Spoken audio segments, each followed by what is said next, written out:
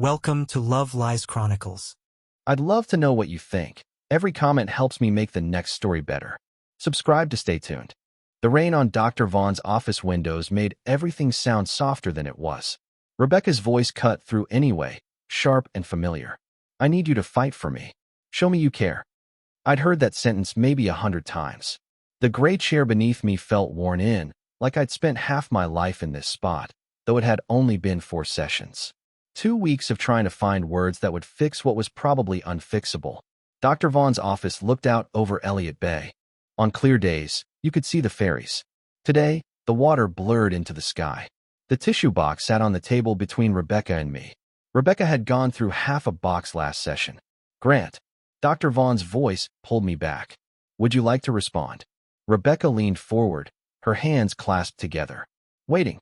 She expected what I always gave her, promises to try harder, to be better, to show up more. 10 years of promising. I looked at my wife. Really looked at her. She was beautiful still, even with her jaw tight and her eyes bright with frustration. I remembered our wedding, standing on the waterfront with the sun setting behind her, thinking I'd never been more certain of anything. That feeling lived somewhere far away now. I need to think, I said. Rebecca's expression shifted. You always need to think. That's the problem. Dr. Vaughn made a note on her pad. She did that sometimes, just a quick scribble, her face giving nothing away. I'd spent 4 sessions trying to read her, trying to figure out whose side she was on. I still didn't know.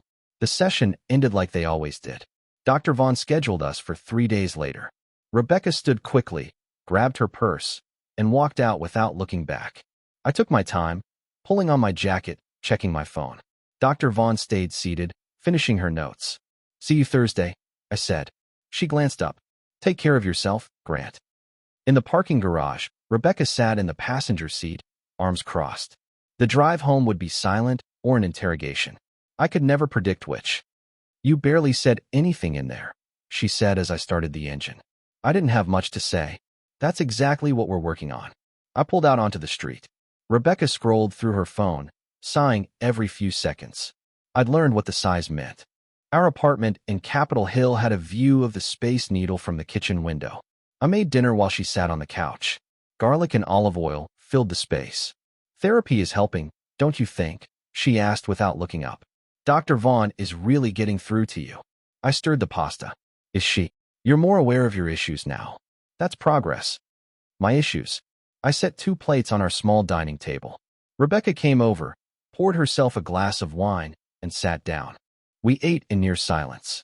She mentioned something about her friend Nicole's new boyfriend. I made appropriate sounds. That night, I lay awake while Rebecca slept beside me. The apartment settled around us. All those familiar creaks and sounds. I thought about our wedding, about standing on the waterfront with the sun setting behind her, thinking I'd never been more certain of anything. That certainty felt like a different lifetime. The next morning, I called my brother from my car. Owen lived in Fremont, worked odd hours, and always picked up when I called. Coffee? I asked. Yeah, usual place? Victrola Coffee on 15th was busy for a weekday morning. Owen was already there, 2 cups on the table. He looked like me, same build, same dark hair going gray at the temples. But Owen smiled more. You look terrible, he said. Thanks. I mean it. You look defeated. I wrapped my hands around the coffee cup. Just tired. You're always tired. Owen leaned back. How's therapy? Rebecca thinks it's fixing me. And what do you think? I watch people pass by the window outside. A couple walking a dog, laughing about something. A woman on her phone, frowning. Normal people, living normal lives. I think I've been fighting for 10 years, I said. I think I'm still fighting. She just can't see it. Owen was quiet for a moment. What would you tell me if our situations were reversed? I didn't have an answer. He let the silence sit. You deserve to be happy, Owen said finally. Not just less miserable. Actually happy. I finished my coffee. We talked about other things after that. His job, a trip he was planning, the Seahawks' terrible season. Normal brother stuff. But his words stayed with me during the drive home. The office parking lot was half empty when I pulled in Monday morning. I'd been taking personal days. The elevator ride to the 7th floor felt longer than usual. My desk looked exactly as I'd left it. I turned the photo of Rebecca and me face down. Grant. Karen from accounting stood in my doorway. We'd worked together for 6 years. Haven't seen you around much. Personal stuff. She nodded. Well, we missed you at the quarterly meeting. I should have cared. 3 months ago, I would have. Now it felt distant. It's fine, I said. Karen lingered. You look different. Present. You look present. After she left, I tried to focus on work, but I kept drifting. At lunch, I walked to a sandwich shop 3 blocks away instead of eating at my desk. The fresh air felt good. My phone rang as I was waiting for my order. Rebecca. I let it go to voicemail. She called again. I declined it. A text appeared. We need to talk about the apartment. Not yet. I wasn't ready for logistics yet. The sandwich shop was busy. I found a spot at the counter along the window. A woman at the next seat was reading a paperback, completely absorbed. Grant. Grant Holloway? I turned. Melissa Brooks from grad school. We'd been in the same program, lost touch after graduation. Melissa. Wow. It's been what, 8 years? At least. She gestured to the empty seat. Mind if I sit? We caught up. She'd moved back to Seattle last year, gotten married, then divorced already. She said it with a laugh. What about you? She asked. We got married. I paused. It's complicated. The good kind or the bad kind? Definitely the bad kind. We talked for 40 minutes. She was easy to talk to, always had been. Told me about her own divorce, how it had felt like failure at first, then relief. You'll get through it, she said as we stood to leave. Can I get your number? Maybe we could grab coffee sometime. As friends. She smiled. I'd like that. Walking back to the office, I felt something I hadn't felt in months. Not romantic possibility, just the possibility of building a life that was mine. Rebecca was in the shower when I got back. I sat at the kitchen table and opened my laptop, intending to check email. Instead, I found myself staring at the screen, not seeing anything. The sound of water running through the pipes. Rebecca singing off-key. All of it so familiar it felt like a weight. Dr. Vaughn had suggested individual sessions. Mine was scheduled for the next afternoon. I showed up 15 minutes early and sat in the waiting area, flipping through a magazine without reading it. The receptionist smiled at me. I wondered if she could tell which clients were falling apart just by looking at them. The office felt different without Rebecca there. Quieter. Dr. Vaughn gestured to the same gray chair, and I sat down. Tell me about the silence in our last session, she said. I'd spent the drive over rehearsing what I'd say, but sitting there, the practiced words disappeared. I was tired of hearing the same thing. What's the same thing? That I need to fight for her. That I need to show I care. I've been showing her for 10 years. It's never enough. Dr. Vaughn nodded, waiting for more. She wants me to prove it constantly. I continued. Change my plans. Drop everything when she's upset. Defend my love for her like I'm on trial. And when I do, it works for a day, maybe a week. Then we're back here again. What would fighting for you look like? The question stopped me. Nobody had asked that before. Not in therapy, not in our marriage. I sat with it. I don't know, I said finally. Nobody's ever fought for me. Dr. Vaughn leaned forward slightly. What do you want, Grant? Not what she wants. Not what would make her happy. What do you want? The answer came easier than I expected. I want to stop being tired. We spent the rest of the session unpacking what tired meant. Emotionally exhausted from managing her moods. Physically drained from walking on eggshells. Spiritually empty from sacrificing pieces of myself until I didn't know what was left. What would it take for you to not be tired? Dr. Vaughn asked. I don't think it's possible in this marriage. The words hung between us. I'd thought them before, but saying them out loud made them real. Dr. Vaughn didn't react, just wrote something down. That's important information, she said. Before I left, she gave me homework. Write down what you need in a relationship, not what you're willing to accept, what you actually need. That evening, Rebecca was energized. She'd had her individual session that afternoon and came home talking fast, unpacking groceries she'd picked up on the way. Dr. Vaughn totally gets it, she said, putting away a box of pasta. She understands that I need emotional security because of my dad leaving. She said I should communicate my needs clearly, which is what I've been trying to do all along. I stood in the doorway, watching her move around the kitchen. She really helped me understand why I get so anxious when you pull away, Rebecca continued. It's not about you specifically. It's about my abandonment issues. Makes sense, right? Right, I said. So next session, I'm really going to make you understand what I need from you. She smiled, pleased with herself. I think we're finally getting somewhere. I went to bed early again. Rebecca stayed up watching TV, the blue light flickering under the bedroom door. Around midnight, I got up, careful not to wake her, and went to the kitchen. I pulled out a notebook from the drawer where we kept random things: batteries, rubber bands, takeout menus. The blank page stared at me. I started writing. What I need in a relationship: to be respected, not constantly criticized. To have autonomy without needing permission. To be allowed mistakes without character assassination. To have friendships without justifying them. To be seen as whole, not a collection of inadequacies. To come home without anxiety. To be happy. I read the list 3 times. None of these things existed in my marriage. They hadn't existed for years. The realization didn't hit like a revelation. It settled over me, quiet and certain. I wasn't the problem. The relationship was. Session 6 arrived on a Thursday afternoon. Rebecca had taken the day off work, treating it like an important event. She'd prepared talking points, I could tell. She had that look she got when she'd rehearsed something. We sat in our usual spots. Dr. Vaughn opened her notebook. "We've had individual sessions," she said. "I'd like each of you to share one thing you learned about yourself." Rebecca went first. She launched into a speech about her abandonment issues, about how her father leaving when she was 8 had shaped everything. She talked about needing constant reassurance, about fear driving her behavior.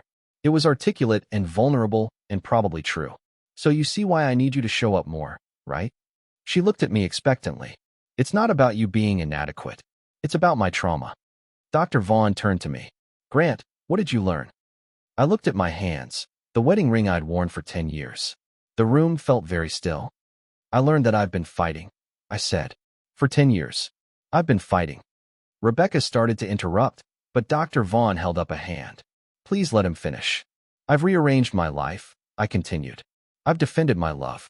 I've apologized for things I didn't do. I've given up friendships. I've accepted being made small, publicly and privately. I've fought." "But you never fight for us," Rebecca said. "You just go along with everything." "Because fighting for us, in your definition, means erasing myself." The silence stretched. Dr. Vaughn waited. "Every time I've fought for this marriage," I said, "it's meant sacrificing another piece of who I am. That's not fighting for us. That's just surrendering." Rebecca's voice rose. "This is exactly the problem. You're giving up." And then she said it. The line I'd heard so many times it had lost meaning. "I need you to fight for me. Show me you care." I looked at her, really looked at her, saw the expectation on her face, the certainty that I'd respond the way I always did, that I'd promise to try harder, that I'd apologize, that I'd fight. "I've fought for 10 years, I said. My voice was calm, clear. "I'm tired now." Her face changed. Confusion first, then disbelief. I turned to Dr. Vaughn. "Can you recommend a good divorce attorney?" The question sat in the room like a physical thing. Rain on the windows. Distant traffic. Rebecca's sharp intake of breath. "You're not serious right now." Her jaw had actually dropped.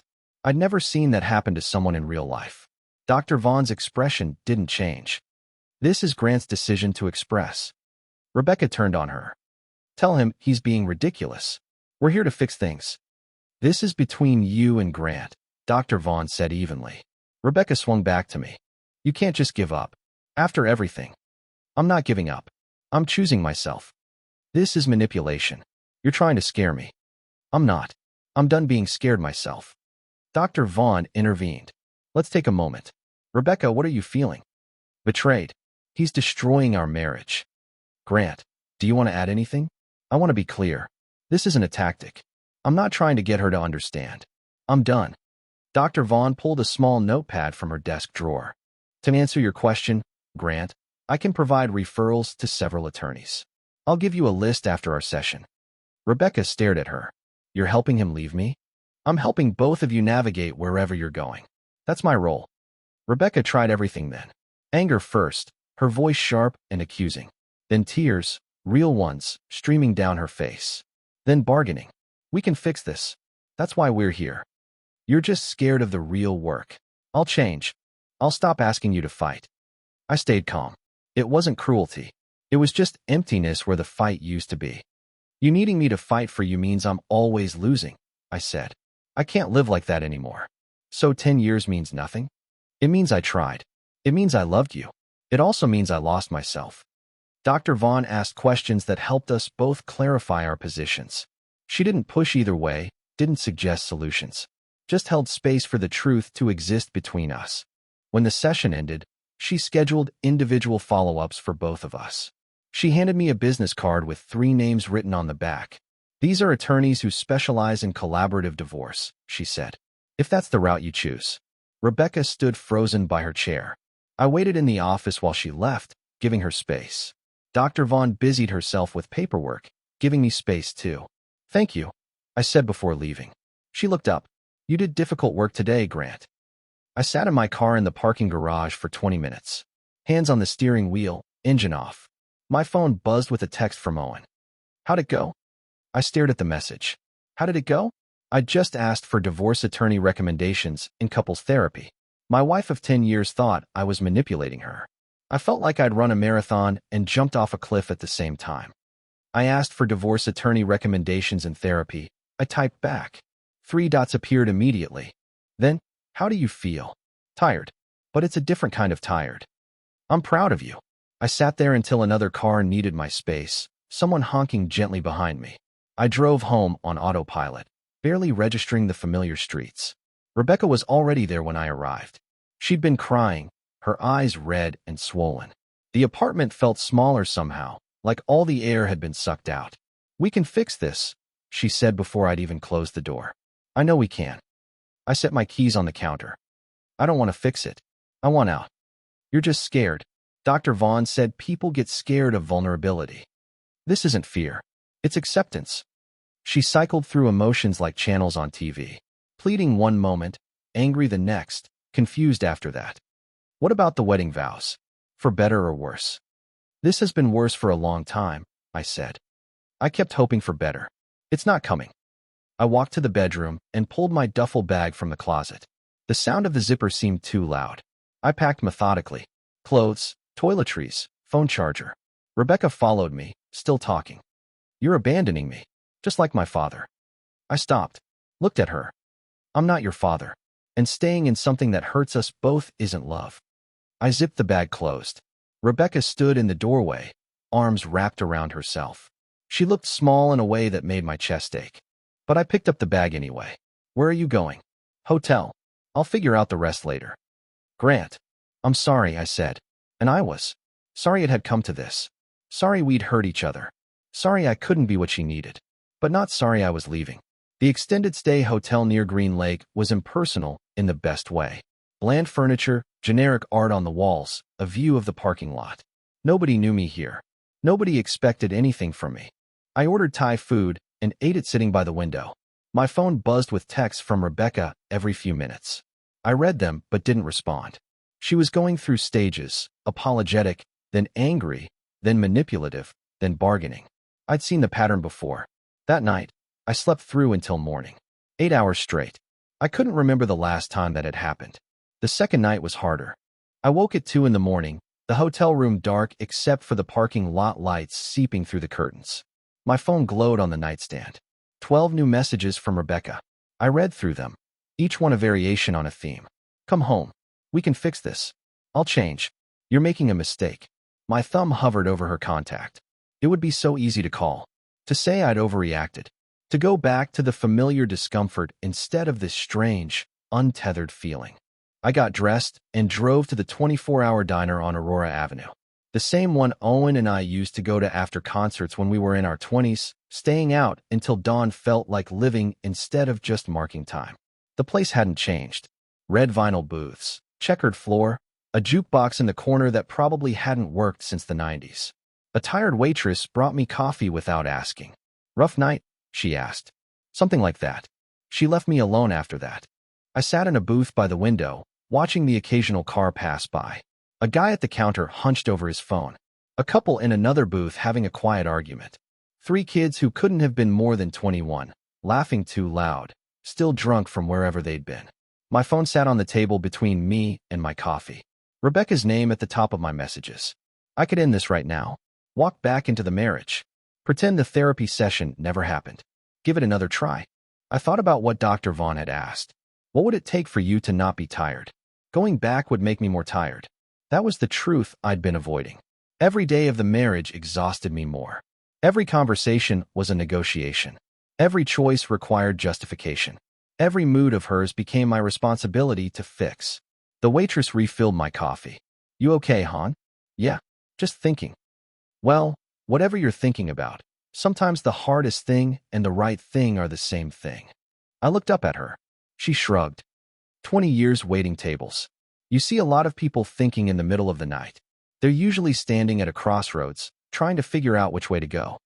Which way do they usually choose? The familiar one. It's easier. Safer. She wiped down the table next to me. But the ones who choose the hard way, they're the ones who come back in a few months looking lighter. The ones who go back to familiar just look more tired. She moved away to help another customer. I picked up my phone, scrolled through Rebecca's messages one more time. Then I opened a new text to Owen. "You awake?" 3 dots appeared immediately. "Yeah, everything okay?" I almost called her. "But you didn't." "But I almost did." "That's normal. Doesn't mean you should." I sat there for another hour, drinking coffee and watching the sky start to lighten. The drunk kids left. The arguing couple paid their bill in silence and walked out to separate cars. The guy at the counter finally looked up from his phone and ordered breakfast. My phone stayed on the table, dark and quiet. I didn't call Rebecca. The urge passed, the way urges do when you wait them out instead of acting on them. By the time I left the diner, the sun was coming up. I drove back to the hotel, crawled into bed, and slept until noon. My next individual session with Dr. Vaughn was 2 days later. I showed up showered and rested. She noticed. "How are you doing?" "Better than I expected." "Sad, but better." We talked about the decision, about what came next. She asked what made me able to say it in that moment. I realized she was never going to hear me. I said, and I was exhausted from trying to be heard. "What do you need right now?" "To remember who I was. To not feel guilty for choosing myself." She nodded. Choosing yourself isn't selfish. Sometimes it's survival. We discussed continuing therapy through the transition. I agreed. Dr. Vaughn closed her notebook. "You showed a lot of courage in that session," she said. "It didn't feel like courage. It felt like surrender." Sometimes they're the same thing. The attorney's office was downtown, in the Columbia Center. Floor-to-ceiling windows overlooking the city. The attorney was younger than I expected, professional and direct. She explained Washington State's no-fault divorce laws, the timeline, what I'd need to gather. "Do you have children?" "No." "That simplifies things." She slid a packet of papers across the desk. "Read through these. If you decide to proceed, we'll file within the week." I left with the papers in my bag, feeling the weight of them. It was real now. Not just words in a therapy session, but legal documents. A process with steps and timelines, and an endpoint. Rebecca's texts continued throughout the week, each one easier to resist than the last. Owen checked in daily. My friend Brad, who I hadn't talked to in months, called after Owen must have told him what was happening. "Need anything?" Brad asked. "I'm okay. Want to grab a beer?" We met at a dive bar in Ballard, the kind of place with peanut shells on the floor and sports on every screen. Brad didn't push, just let me talk when I wanted to and sat in comfortable silence when I didn't. "Rebecca and I used to triple date with you and Amy," I said. "Remember that?" "I remember." "When did we stop?" Brad took a sip of his beer. "When Rebecca started making little comments about Amy. Nothing direct, just little digs. Amy didn't want to deal with it." I'd forgotten that. Or maybe I'd chosen not to remember. The pattern had been there all along. I'd just been too close to see it. Sunday dinner at my parents' house had been a monthly tradition before the marriage started falling apart. I'd made excuses for the past 6 months, avoiding it because Rebecca always found something to criticize afterward.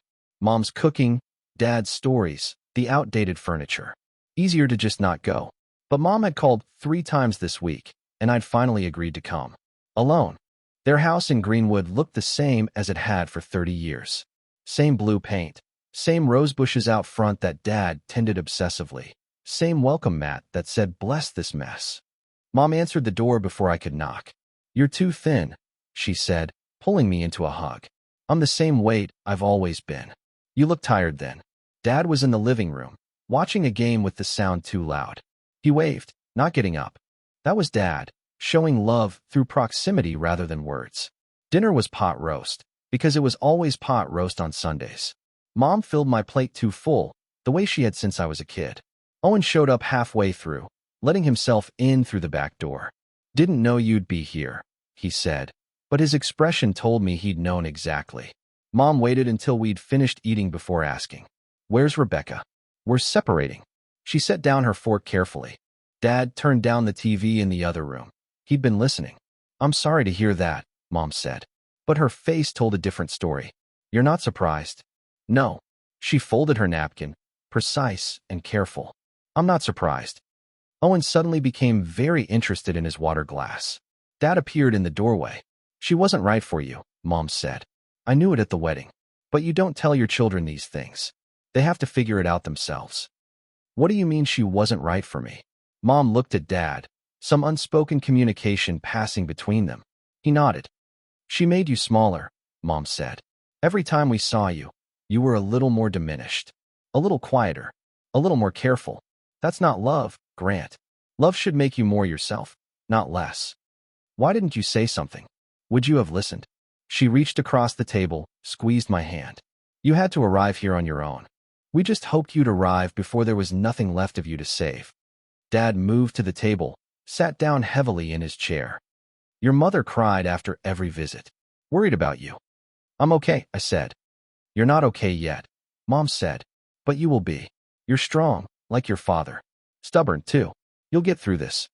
We moved to the living room after that, the conversation shifting to easier topics. But something had loosened in my chest. My parents had seen it. Owen had seen it. Brad had seen it. Everyone except me had seen what was happening. Or maybe I'd seen it too, and just hadn't been ready to admit it. Mom packed up leftovers for me to take home. Not home, to the hotel. She didn't comment on that, just loaded me up with enough food for a week. "Come back next Sunday," she said at the door. And the Sunday after that. "We're here, Grant. We've always been here." Driving back to the hotel, I thought about what she'd said.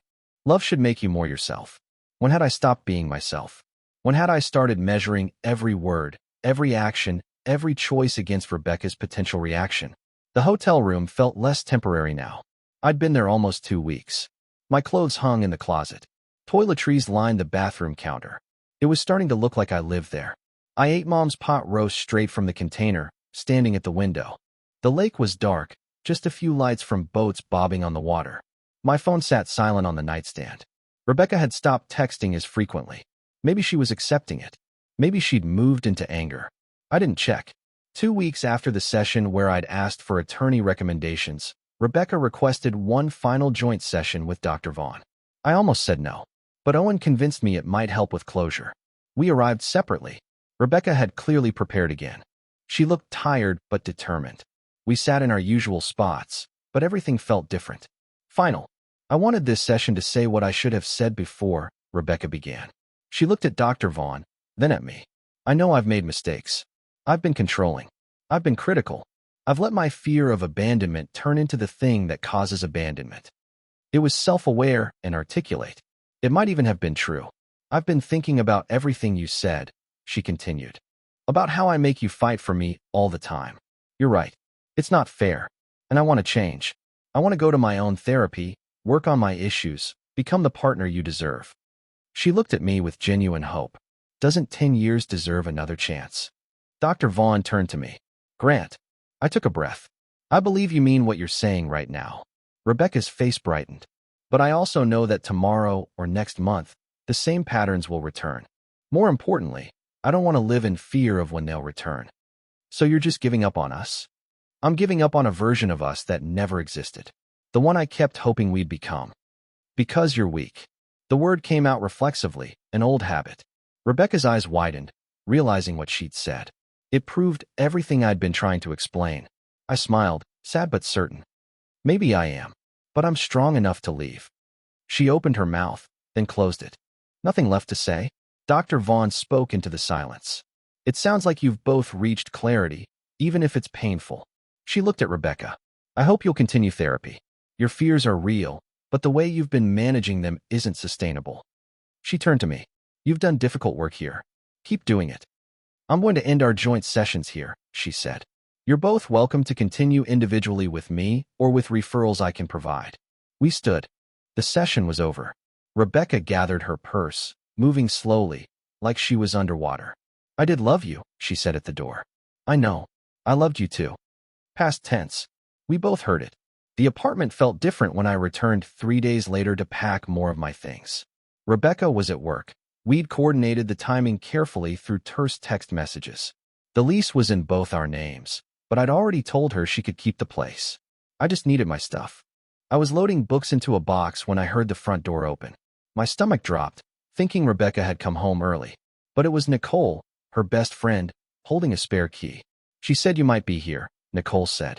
She didn't come further into the apartment, just stood by the door with her arms crossed.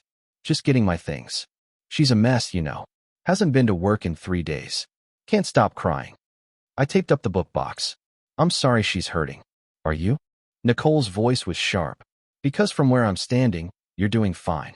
New place, fresh start. Meanwhile, she's falling apart. I'd known Nicole almost as long as I'd known Rebecca. We'd never been close, but we'd been friendly. Polite. Now she looked at me like I'd committed some unforgivable sin. You don't know the whole story, I said. I know Rebecca's version. That you gave up. That you stopped fighting for her. Yeah, I've heard that version too. Nicole stepped into the living room. She loves you. She made mistakes. She knows that now. But everyone makes mistakes. You don't just throw away 10 years. I sat down on the arm of the couch. Did she tell you about the things she said to me? The public humiliations? The constant criticism? Couples fight. That's normal. This wasn't fighting. This was, I stopped. Nicole didn't want to hear it. She'd already decided I was the villain in this story. You're right. Everyone makes mistakes. But I get to decide what I can live with. That's selfish. Maybe it is. I stood, picked up the box of books. But I'm choosing to be selfish about this.